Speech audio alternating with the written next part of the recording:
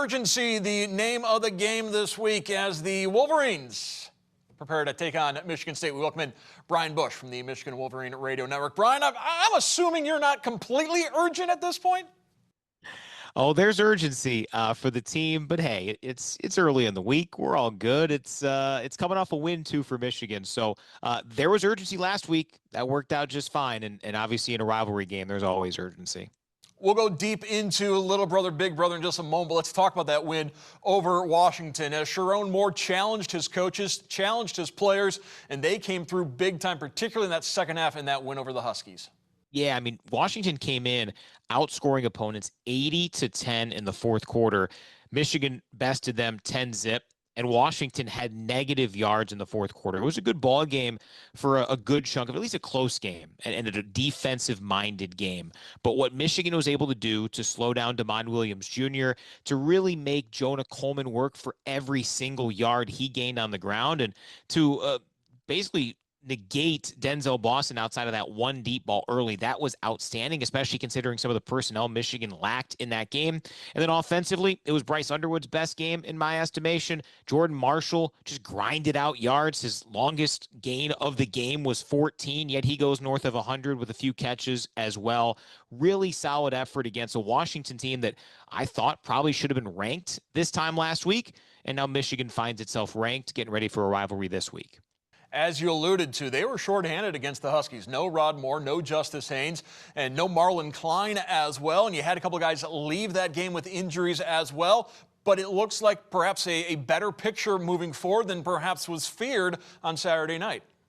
Yeah, good to see that Evan Link's injury might not be what we all feared. You know, when you're holding your knee down on the ground, crumpled like Evan Link was, you just worry about ACL, season ender, that type of thing. So we'll see what his status is. I'm not an offensive line expert, but those around me who are seem to like what they saw from Blake Frazier, especially as he went along in that game. An ascending performance from Frazier, the Michigan legacy. Of course, his father, Steve, played on the 97 national championship team. And yeah, defensively, I mean, gosh, there were guys that we haven't seen much, if at all, this season when the game was on the line, play defensively. Brandon Hillman was another player who was not in that game on Saturday. So very impressive work. Wink Martindale always wants to have depth. And now, I mean, he's added more pieces of players defensively who have played key snaps in Big Ten games that he can employ here moving forward. We're also seeing depth on that offensive line. We're going to have the fifth starting group of offensive linemen in the eighth game against Michigan State. Let's talk about the Spartans. In some ways, did DeMond Williams in Washington really help this Michigan team prepare for Sparty and Childs? Yeah, I mean, Aiden Childs, I think, has a lot of those same characteristics, but it's interesting where you could, I think, have a lot of similarities with every quarterback that Michigan has faced in their, quote, big games. All the way back to John Mateer in Oklahoma, Jaden Mayava, obviously, with USC, Dylan Raiola, a really talented mobile quarterback for Nebraska. Childs, certainly an up-and-down season, but, man, at his peak, he's very, very good. And this is a Michigan State team that always seems to play as hard as they can in this game.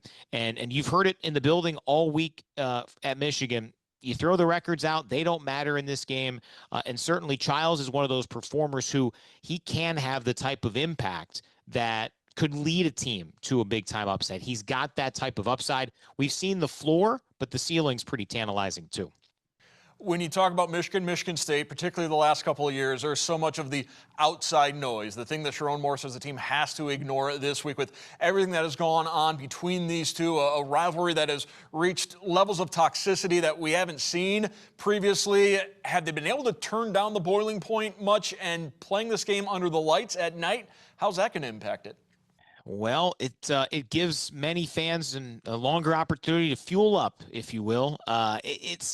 You wish it were played at noon or at 3:30 or something along those lines, but the TV partners pay a lot of money to decide where they want to put these games, so obviously more power to them. You just want this game to be competitive, cleanly played, and you want it to be, fun and, safe and all that in the stands as well. It has reached a level that you don't like seeing, and I'm hopeful that that won't be something that is a storyline after this game. It has been at times over the last few years.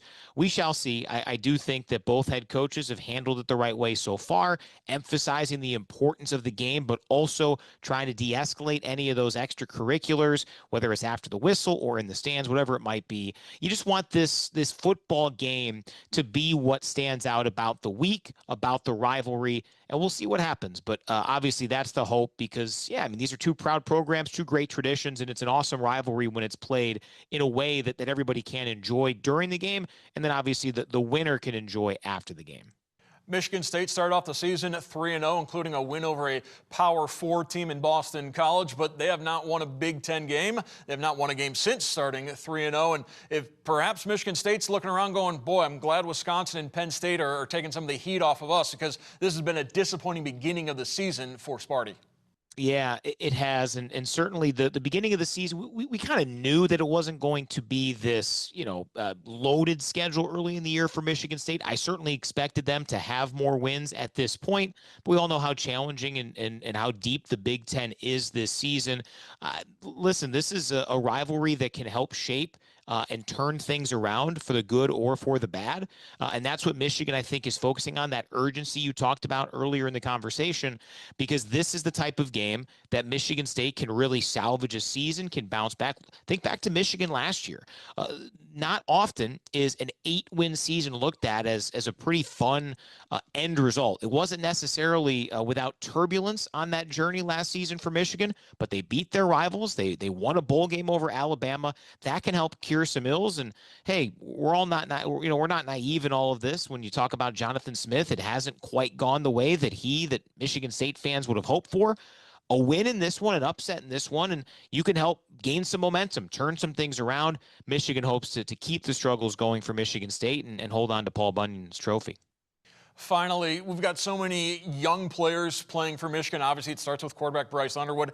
Their first taste of Paul Bunyan. Obviously, Bryce Underwood, growing up in Michigan, understands the rivalry, but it's one of those games where you've got to play it before you really know it.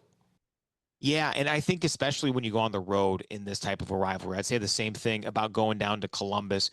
It's just a different deal. These coaches, this staff, they will do their best to educate those. And I think if you're going through the recruiting process for a lot of these players, they might have considered Michigan State as well. They might have had contact with Michigan State staff over the years. So there's an understanding, but yeah, you need to feel it. You need to sense it. You need to be in it, like a lot of those guys will. And Michigan's going to have, a true freshman quarterback, their best receiver over the last few weeks, the true freshman Andrew Marsh. If it's still Jordan Marshall carrying the load, Justice Haynes seems like there's momentum where he might be able to play on Saturday, but Marshall's going to play some. He's a second year, right? He's basically playing in his 10th or 11th college football game. Young guys along the offensive line, youth all over the defense. So yeah, early on in games, you have to experience it, and certainly if you're wearing maize and blue down in that winged helmet up in East Lansing, it's a unique experience, and they'll get that under the lights on Saturday. Michigan trying to extend their winning streak over to Little Brother to a point that they haven't done since the end of the Lloyd Carr era, 2002 to 2007, when they won 6 straight against Sparty. I want to thank Brian Boesch from the Michigan Radio Network for joining us. Brian, thank you once again. Enjoy East Lansing. Sounds good. Thanks, Mark.